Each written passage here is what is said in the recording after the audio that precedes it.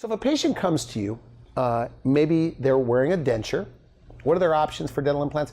Or somebody that needs a full mouth of extractions, what are their options for dental implants? So we've got generally 3 options with dental implants and dentures. The first option is putting in 2 implants in the front part of the jaw and giving them a snap-in, snap-out denture. And this is good because now the denture won't be kind of falling out of their mouth. It's going to be more stable than just a regular denture. However, it's still going to rock a little bit, so it's going to go up and down in the back.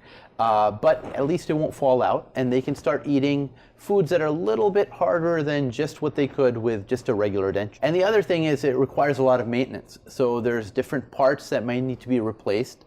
The denture can crack, it may need to be repaired. Okay. So it's good, but it's not the best. All right.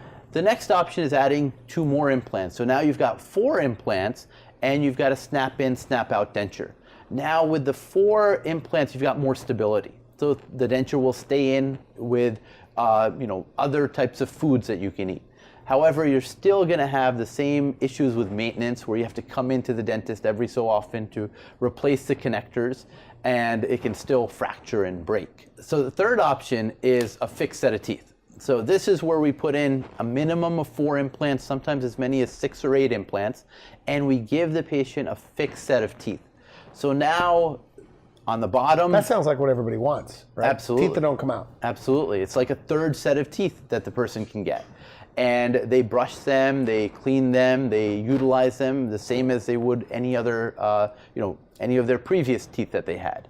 And so with this, we can get rid of the roof of the mouth. And that's so critical. Okay. Because denture wearers, they may not anticipate this, but a lot of the food that they actually taste is from the roof of the mouth. And so they lose a large fraction of the taste of different foods because the roof of the mouth is covered. With the fixed set of teeth, we take that whole palate out, and now they can start tasting their food all over again. Like wine or whatever. Exactly. So they can start eating and enjoying their food rather than just eating it.